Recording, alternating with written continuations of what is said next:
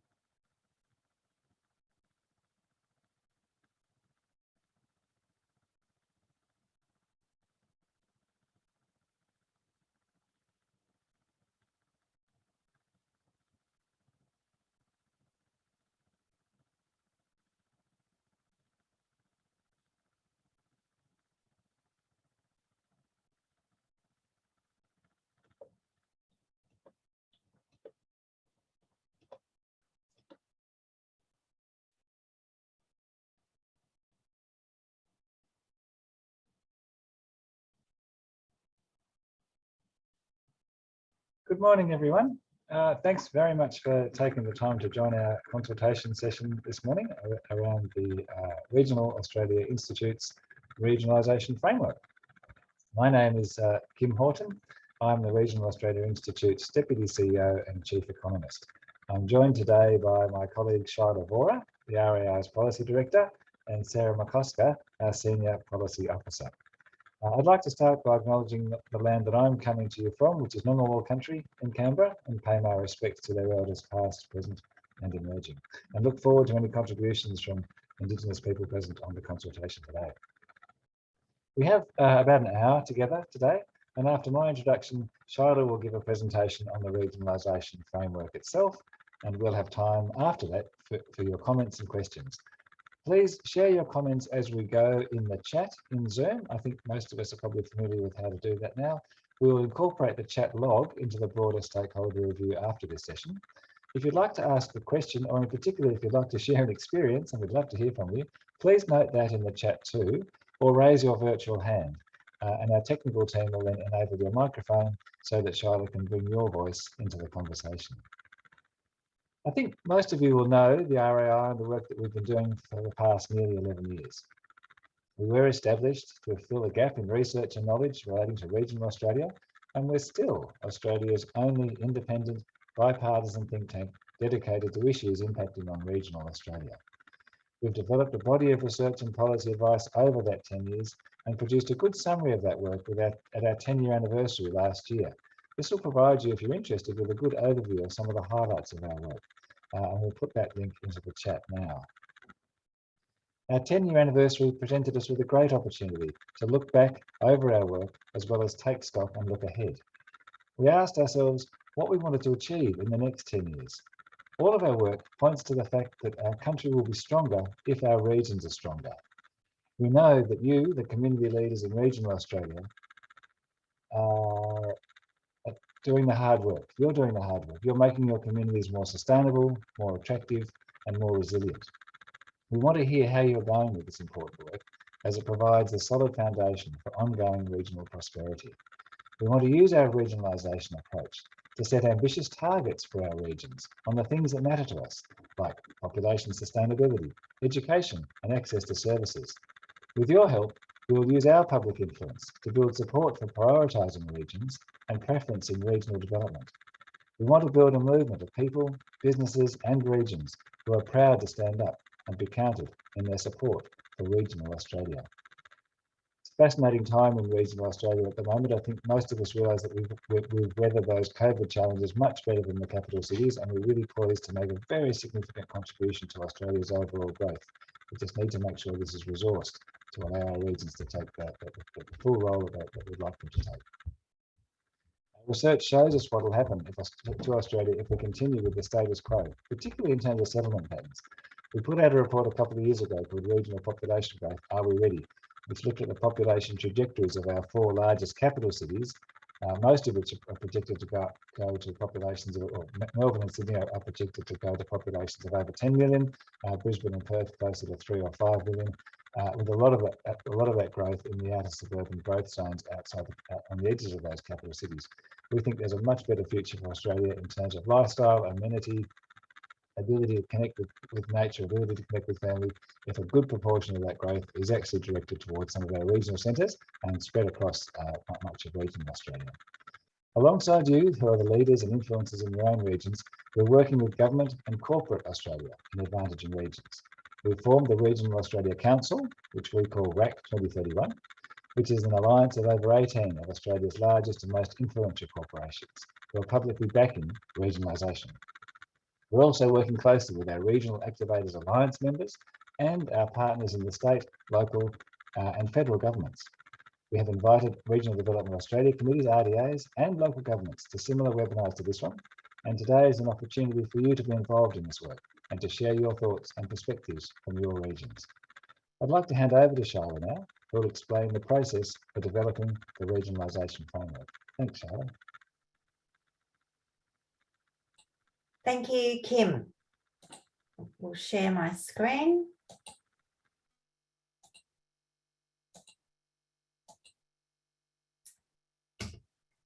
Okay, so what I'd like to speak to you about today, this afternoon, is about the process of developing the Regionalisation Framework, and to talk to you a little bit about the consultation paper which we've developed for a basis for consultations such as these.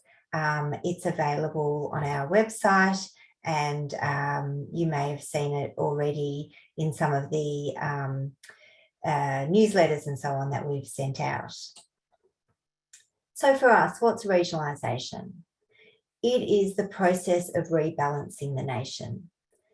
We consider that the opportunities and potential, we want to see the opportunities and potential of regional Australia realised, and we consider that will lead to a more productive, more balanced and more equitable Australia, and something that will be something that is good for all Australians. So as Kim has said, we've been working in this space for nearly 11 years. All of our solid body of research over that time points to the conclusion that Australia as a nation will be stronger and more prosperous if our regions are stronger. We've seen traditionally, although that's been changing, we've seen traditionally that a lot of policy making, investment has been very metrocentric and not always suitable for the unique attributes of regional areas. And we've worked on so many different themes of benefit to regional Australia over the years and been really conscious that there has never been a single national framework which draws together all the important aspects which are foundational to unlock regional Australia's potential. And we want to change that. So by developing a regionalisation framework, it will be a 10-year framework. We want to shine a light on our regions. We want to bring focus to regional Australia in terms of policy and investment decisions at all levels.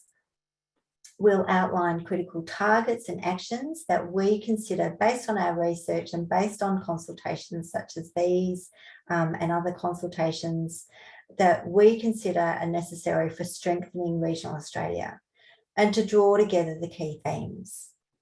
We want the framework to be a point of reference on regionalisation for our nation. So in terms of the process, how we're working toward developing the framework, we've got 3 phases of the work.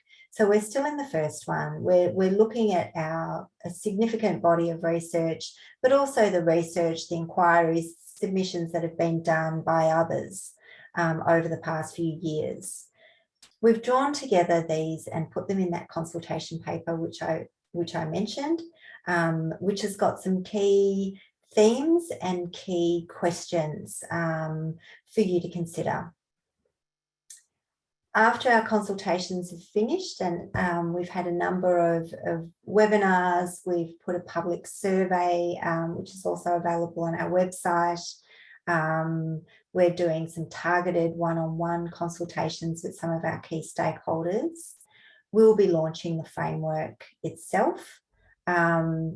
at the National Summit. We'll draw together all the input and we'll design a framework from that input.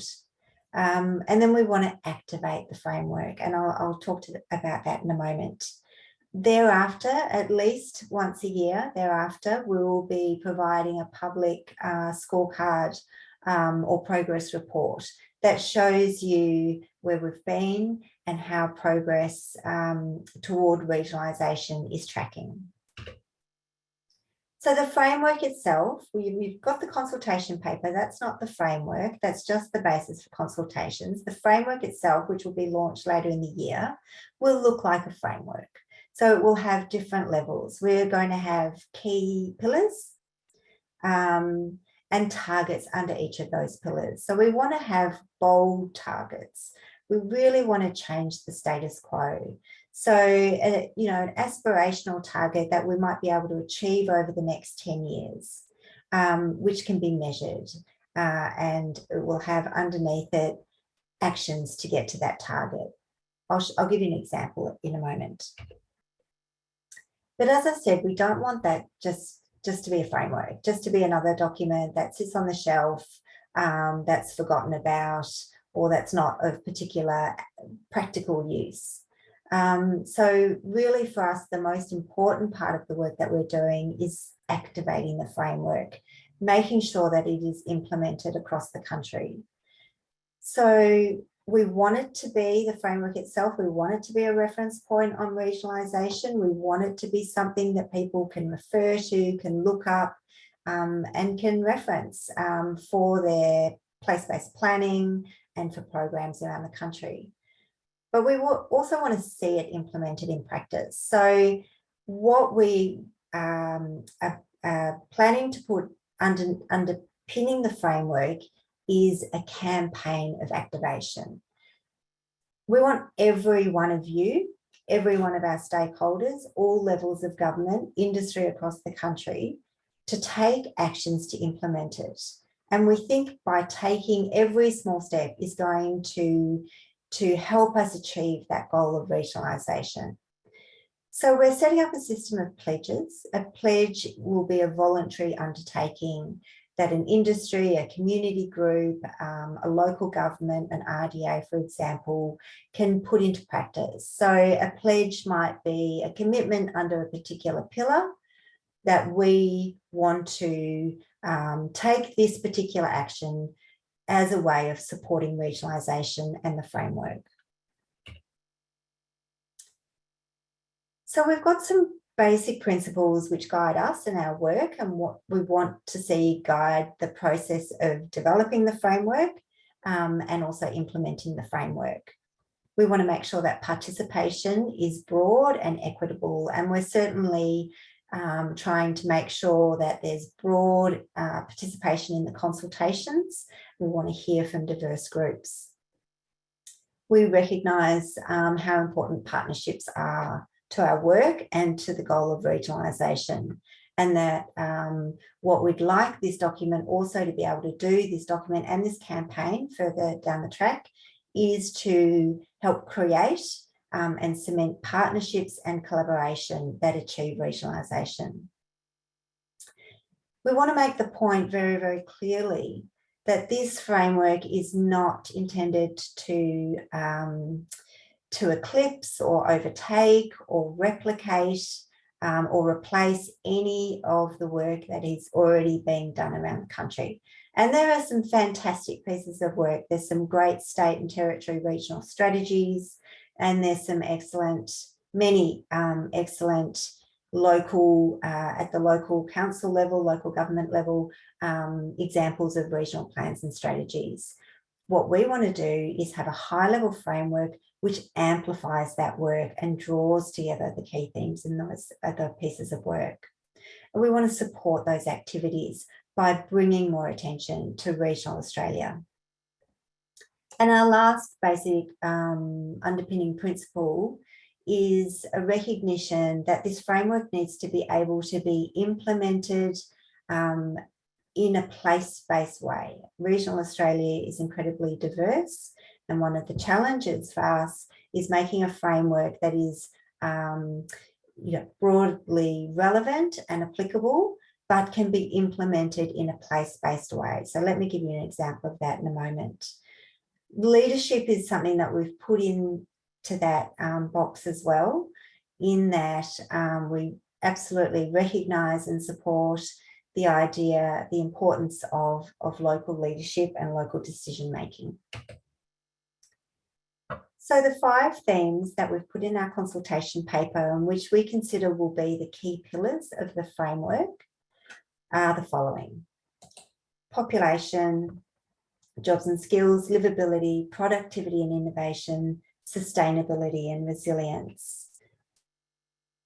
Let me go through each of those in a little bit more detail. If I can move to the next slide. Sorry, it's been a bit glitchy.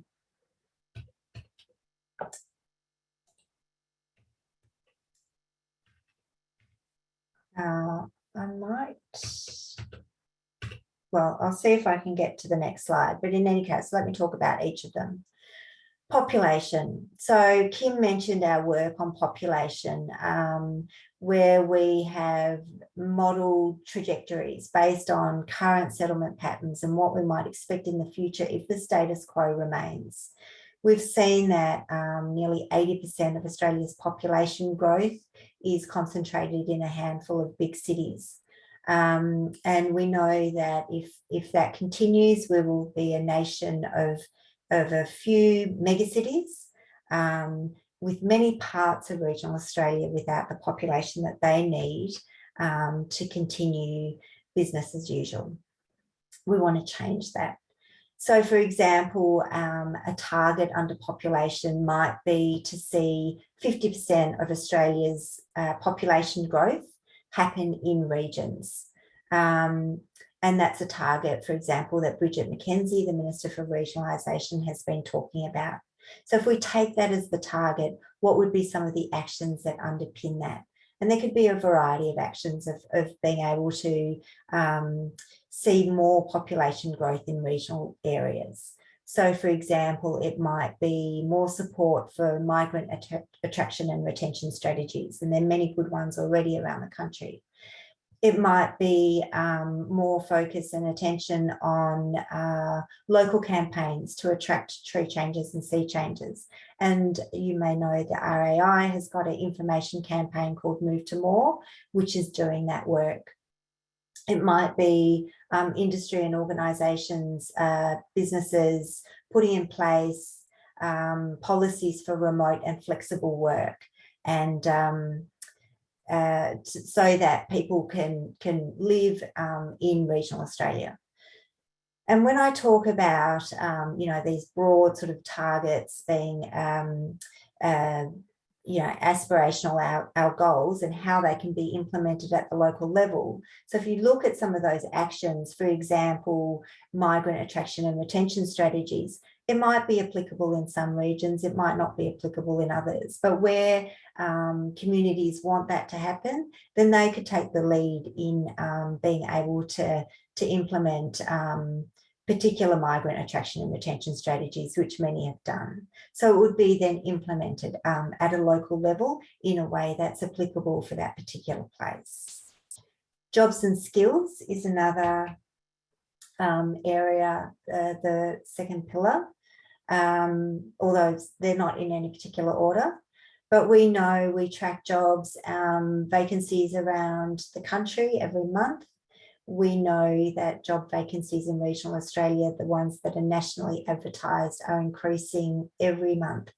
The last figure we had for last month was over 80,000 jobs being advertised in regional Australia, something that's a record. And we also know that so many of those jobs are highly skilled, that we're seeing an increasing skills shortage around the country. That's something that we want to really put a focus on and change. So targets and actions to fill jobs around the country and eliminate the skills shortage. Livability is another pillar, which is a very broad one, which covers all sorts of services and infrastructure that go toward making a good quality of life.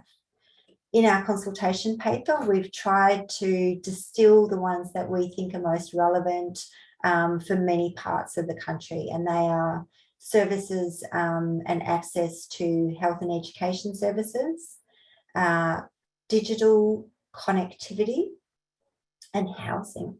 Housing comes up all the time. If you look at those three particularly, you can also see how interlinked these pillars are. We can't have more people in regional Australia unless the jobs are there and unless people have the level of services that is sustainable for a population and have housing as well. The next pillar is productivity and innovation. Productivity perhaps is one of the last consultations someone said it really should be more economic growth, more broad than productivity itself, and innovation. So we know that Melbourne and Sydney are getting to their limits in terms of productivity levels particularly, but there is so much scope for further growth in regional areas. And innovation and unlocking innovation is really a key to making sure that there's sufficient economic growth. And the final pillar of sustainability and resilience. We've got a target of a national target of net zero by 2050. So, and we think that there are boundless opportunities for regional areas in taking action to benefit from that. And we also know how important the idea of resilience is in terms of climate change and natural disasters.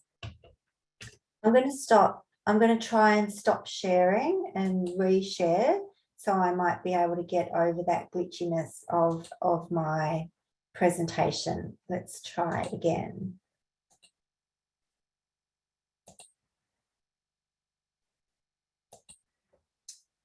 Oh, that works. Fantastic.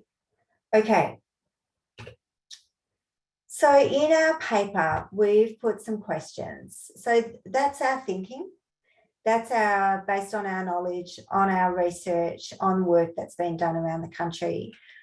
But perhaps the most important part of designing the framework and making sure that the targets and actions that we put in the framework are relevant is hearing from you. We've put some key questions, these key questions in our consultation paper. And I'd just like you to take a moment to make sure you've seen them and you're familiar with them. Population, we talk about, can we increase Australia's regional population and do so in a sustainable way? And as I said, it's not going to be relevant across the board. We might have a target of, say, achieving 50% of Australia's population growth in regional Australia as a whole. Some places might not be wanting increased population, particularly until other things are in place, such as housing. But we also know there are many, particularly smaller and inland places, who are absolutely wanting to be able to attract new residents. But if we are looking at rebalancing population in Australia, what is the best way of achieving that? Under jobs and skills, and what I'd particularly like to hear from you as well is if there are key initiatives or best case studies in your areas where you're actually doing some of this work already. What are the key actions to address the skills gap that we're seeing in many across regional Australia? And how can we best fill regional job vacancies? Livability is something that's going to differ depending on where you are in the country. But what are some of the main livability concerns for you in your region or particular opportunities? And what strategies can be done to address these or strengthen areas which are going well? Looking at economic potential and economic growth, what are some ideas or best practices or ways to unlock economic potential in regional areas? And what do you see as some of the impediments? What are things that we could put in the framework that need to change? And for the final pillar, what are some of the opportunities that you might be able to identify for regional Australia in reaching net zero? And how to address that really critical question of regional areas being able to withstand, mitigate, and hopefully prevent the disasters that we're seeing around the country. So if you haven't already, please have a look. We'll put that link in our chat. Please fill in our survey and share it as widely as possible. We've got some pretty good engagement. It's only been up for a couple of weeks and we've got good engagement, but it would be fantastic to have a huge number of people responding to that survey. And have a look at our consultation paper. So I'm going to open the floor. Please, you can raise your virtual hand if you have a question and or pop it in the chat and we'll be able to hand the microphone over to you. You can also just write a comment in the chat if you'd like to. We will be recording them. And if you've got a lot to say about those questions or about this idea of a framework, please do write to us. It doesn't have to be any sort of formal written submission. You can write us some bullet points and send them off in an email. So let me stop sharing and see if there are any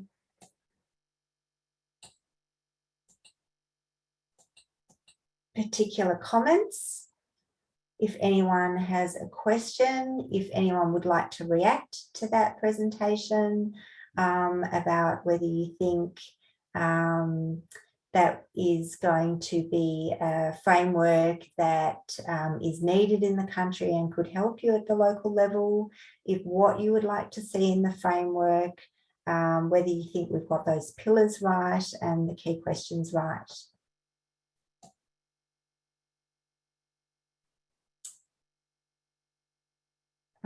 I'm just having a look quickly through the chat. Are there key pillars that you would suggest that we would ensure are accounted for in our regional economic development strategies? So that's from Donna, Mid Coast, New South Wales. Donna, would you like to ask that question? Thanks, Rhino. I think I was typing it as we were starting the presentation, and as I pushed send, we landed on the 5 pillars that you suggested. So I think that's given me a good framework there for our red submission. But yeah, there's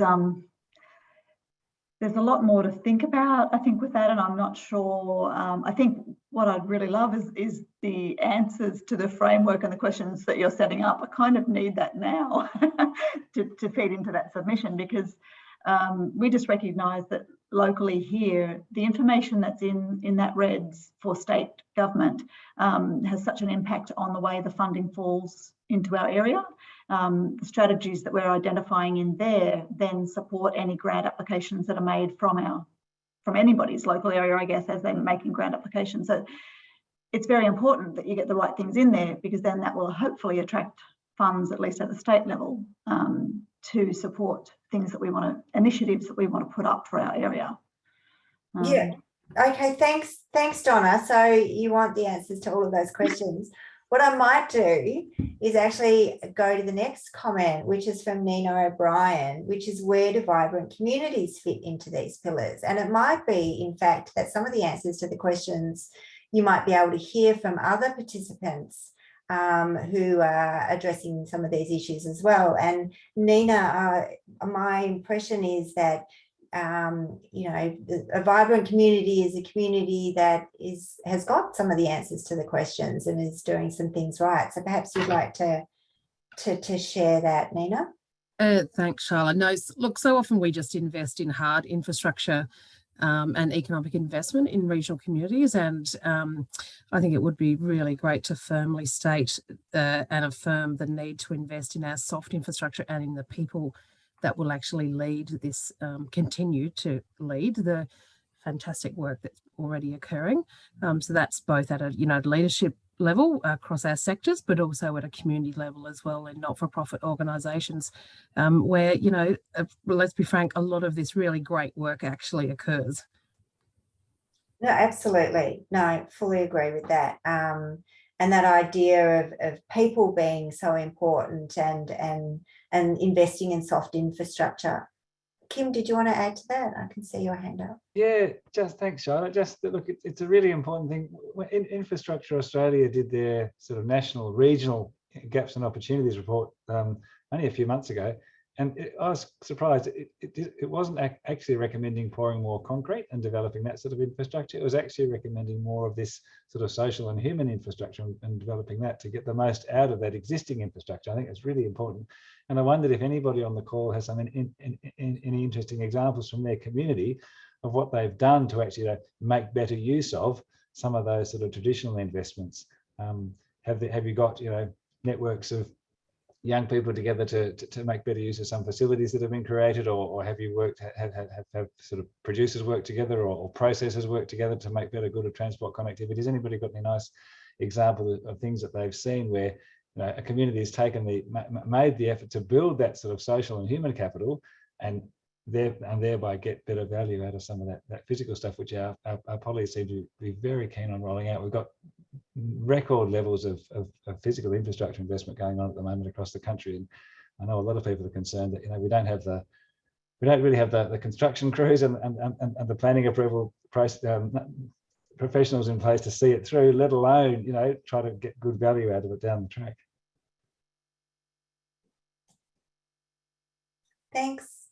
Thanks, Kim. Let me have a look. Alan Grove, would you like to ask your question? Yeah, sure. Can you hear me? Yes. Yeah, hi, everyone. Yeah, it's perennial, and I think it probably builds on what Nina was saying, and I think really well. I think that, and it gets to, I guess, to what Kim was just saying. So it's good to see some renewed focus on the soft infrastructure. I mean, it's also what comes out in what you said, the research shows. People don't want to move to communities when they can't get the services. So is that the precondition to attracting the other professions? And I know there's certainly been a problem with lots of the Northern Australia development work over the years, where occasionally you'll get recognition of the need for those sorts of services, but it'll drift back to ports and roads quickly, which are really important, but it's not one or the other. And I think, to go back again to Nina, I think the richness of communities is that they understand the interplay between economic, social, infrastructure, all those policy settings far better than it's managed at a national or even state level. So how do we get that sort of richness of understanding that you get in communities influencing policy to enable it to come together the way communities can if they have their hands on the levers? Well, I think thanks, Alan. I think you're right. And I think to some extent, that's what we're wanting to do with this framework, is to, we recognise that so much of this great work is being done at the local level, but at a higher level, at the national level, there's really, no comprehensive vision, and there's no place, everything is still so siloed. There's no place that is bringing together these themes of, livability with economic growth, with population, and so that's what we want to do, is to have a high level framework that shows the interdependence and interconnectedness of these things. And we've got some really great resources at the RAI. We've got some good relationships with all levels of government. We work closely, some of our partners are the state, territory and Commonwealth governments. But we've also got the Regional Australia Council, as Kim said, which is bringing in corporate Australia. And together they're, some of our really influential corporations from across the country are part of that council. So they've got a very powerful voice as a collective. So this is part of the reason why we're doing that work, is to try and bring together those themes and use our, our work, our reputation, our connections and stakeholders to really amplify it, so that we can hopefully shift some of that mindset that, that now it becomes more understood and more frequently the case that policy is made in a more holistic way rather than in a siloed way.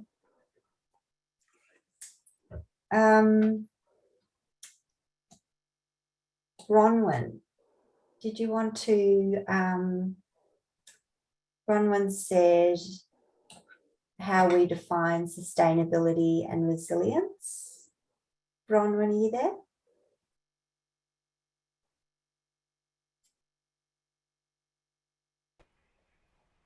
Is that working? Yes. Okay. What I've noticed in the last couple of years is that we're a lot of the words sustainability and resilience are being tossed around a lot, being used a lot, but without a lot of thought of exactly what sustainability and resilience actually mean. Every time there's another flood or another fire, bushfire, or another COVID pandemic, we in the regions are told we're resilient, and we're congratulated on being resilient. But is that a compliment, or is it something good? Do we want to be resilient, or does it mean that we can just put up with more crap for longer? So I have been, in my own community here, I've been doing this and asking people and challenging people to question, what do we really mean and what are we trying to achieve by sustainability and resilience? Okay, that's a really good point, Bronwyn. And it shouldn't be that regions just have to keep coping, with the brunt of these disasters. Look, we've put in that as a pillar because we know that climate change, disasters, moving toward more green initiatives, more carbon, neutral actions is a really important part of our world, our country, and for regional Australia. So it's probably been without thinking of those the nuances that you talked about, that we've come up with the name of that pillar being sustainability and resilience. We wanted it to be quite broad. We wanted it perhaps to be words that don't particularly have political connotations or would raise flags or concerns for people, no matter what their their particular beliefs or political commitments are. So fairly neutral words, but we wanted a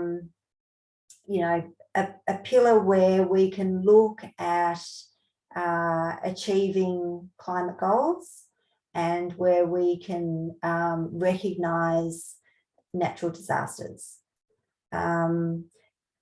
I would, ask if you've got any suggestions for what you'd like to see, particularly under that pillar, in terms of language, but also in terms of targets and actions, to please make suggestions. And we would certainly, really value hearing from you, who's out there in a regional area being affected by these natural disasters.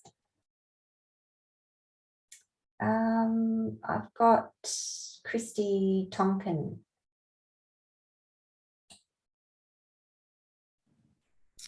Hi, thanks for the information thus far.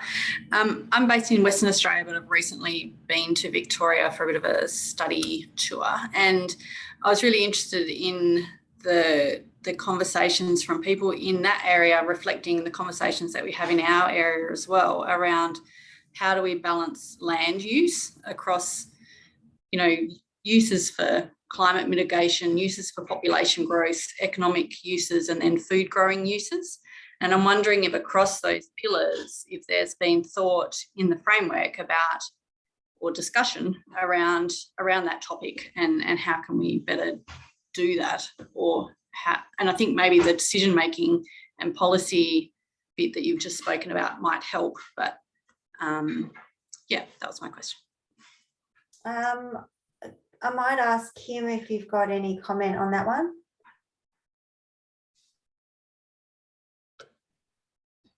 It hasn't come up explicitly yet. It's a real challenge for individual regions getting that balance right. We know there's often a lot of our sort of high growth areas along the coast are often constrained with some sort of geography. Either it's sort of hills and mountains, or it's good quality agricultural land. So I haven't seen any really good sort of overarching assessment of how that balance goes. I know the CSIRO has done some amazing work looking at the actual productive capability of land, and that sort of points us towards the kinds of uses that land might be best put towards. But that's a bit technical for us. We're really looking for more, community responses, community-led actions that will help to build the viability of their own communities. So no, I don't have a sort of clear answer to that, I'm afraid. If anyone in the webinar does have a comment on that issue of land use that might be relevant to Christy, please raise your hand or put it in the chat, and we can get you to respond to that. So the next question then is from Cameron Keeley. Would you like to take the microphone, take the floor?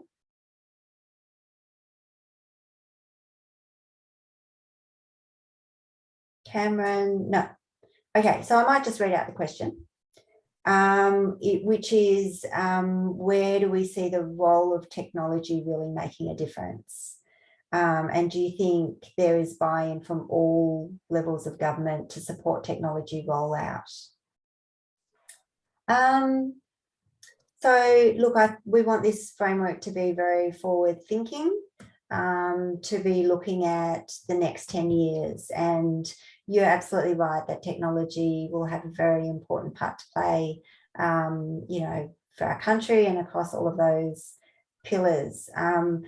We know that technology is talked about a lot, particularly in the target of achieving net zero. And I think there's a lot of scope there to be able to use technology to be able to reduce carbon footprint, and also in that pillar of productivity and economic growth, technology has got a really important part to play. Livability as well. We look at, for example, expanding health services through technology. The question of digital connectivity is so important in so many parts of regional Australia. It impacts on the ability of businesses. It impacts on people to be able to do Zoom calls like this, remote work, in terms of natural disasters. Digital connectivity and technology is so important as well. Kim? I was just going to add, it's a great point, because it really has become an absolute must-have, not just in terms of comparing places where people might want to move to, or actually be able to continue living in, because that availability, particularly digital technologies, are a really critical enabler of that. People just often can't survive.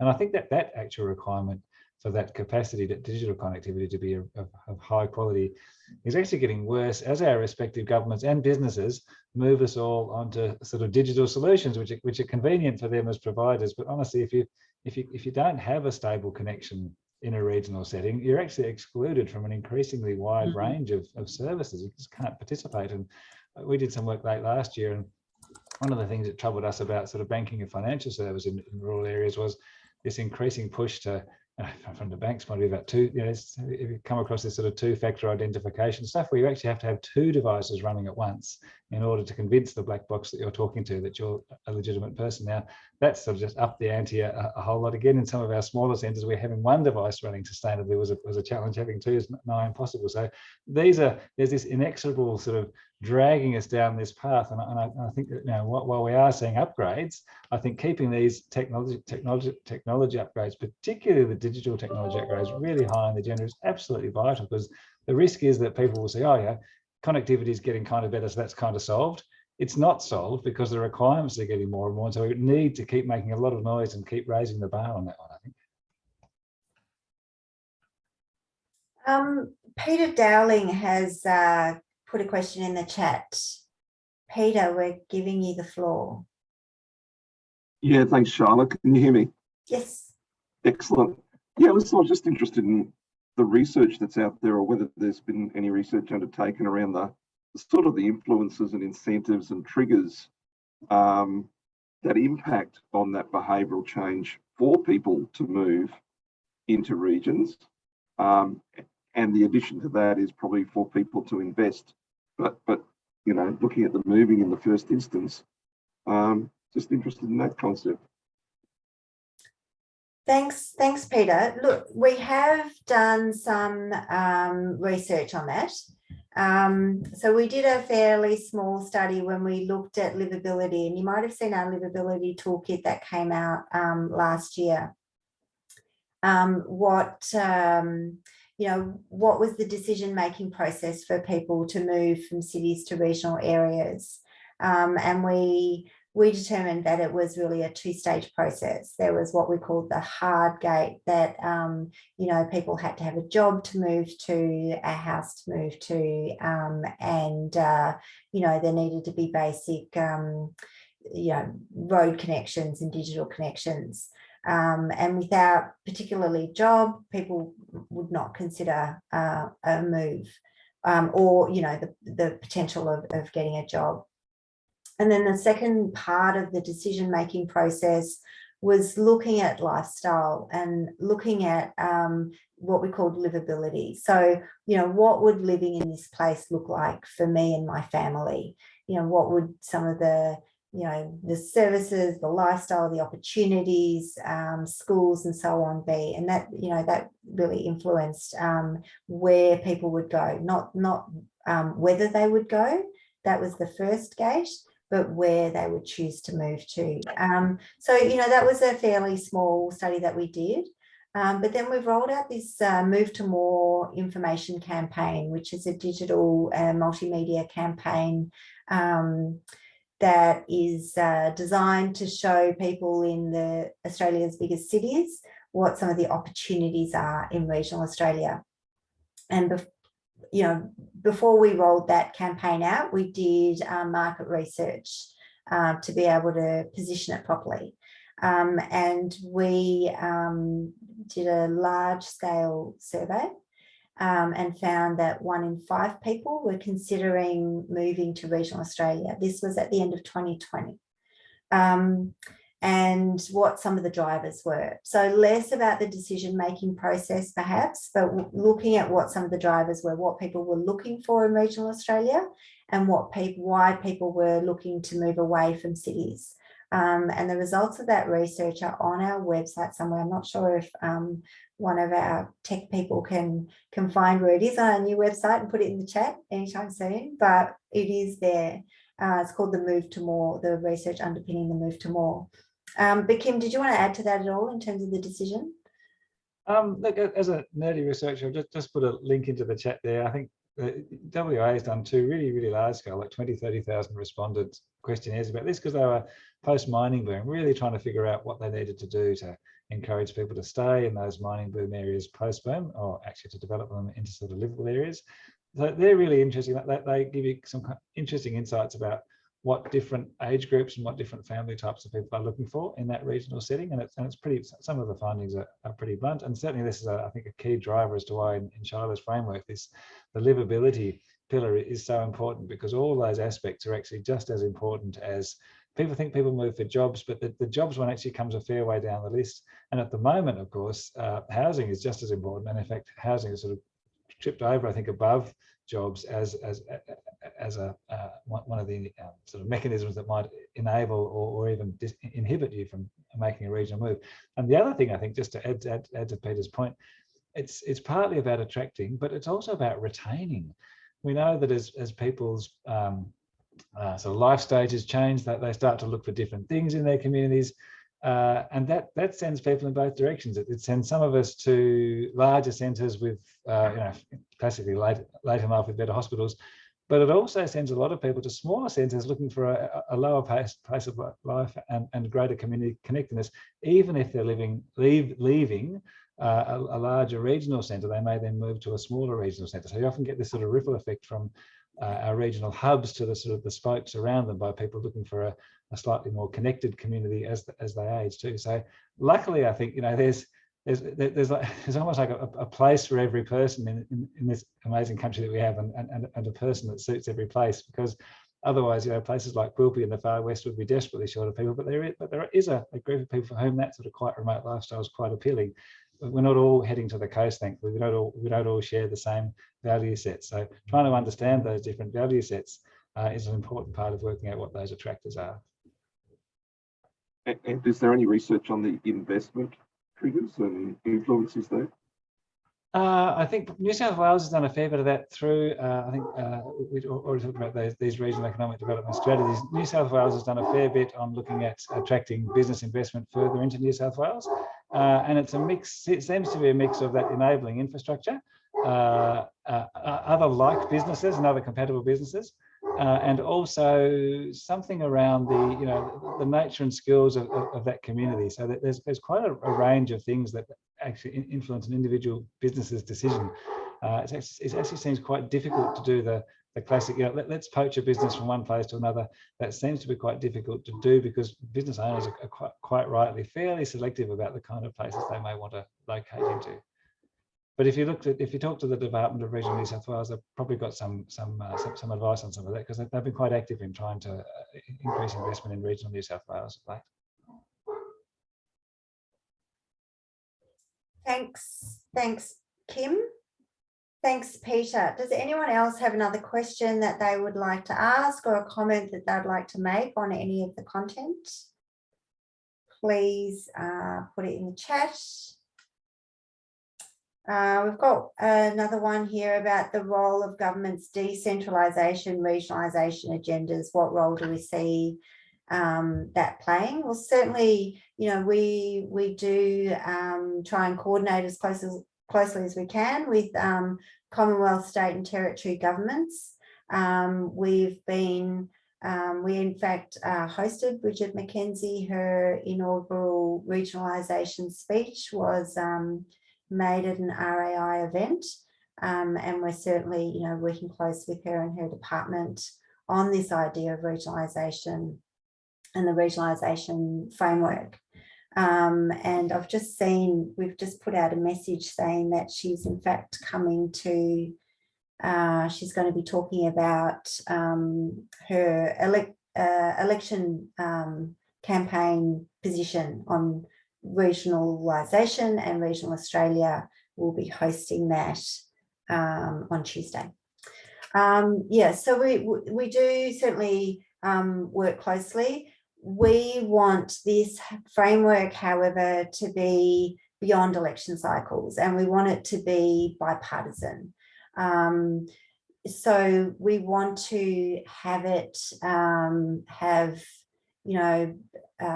broad and ambitious targets that are relevant longer term.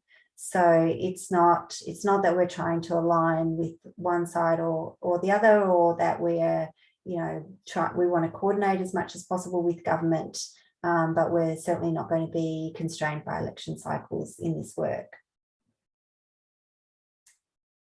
Is there anything else? I've seen one in the Q&A which was similar from Ben, but I understand Ben is no longer with us, which is about the minister's criteria for population, and I understand certainly that's aspirational.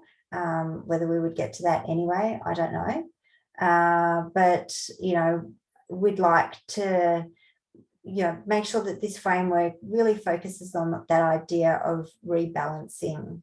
So having more balanced population, which is not necessarily putting particular figures on any one or two locations or particular locations around the country.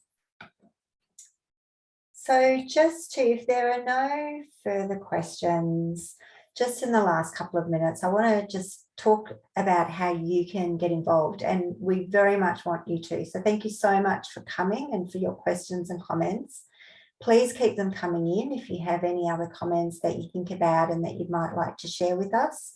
They're going to be very appreciated, and they're absolutely going to be taken into consideration in our design work for the framework. But some of the ways that you can get involved are, please fill in the survey and share the survey widely. Have a look at the consultation paper. Let us know if you've got any further comments. But also think about pledges. So I said we want to talk about activating this campaign. And once we launch it at our National Summit, which is later in the year, we're going to be calling for pledges.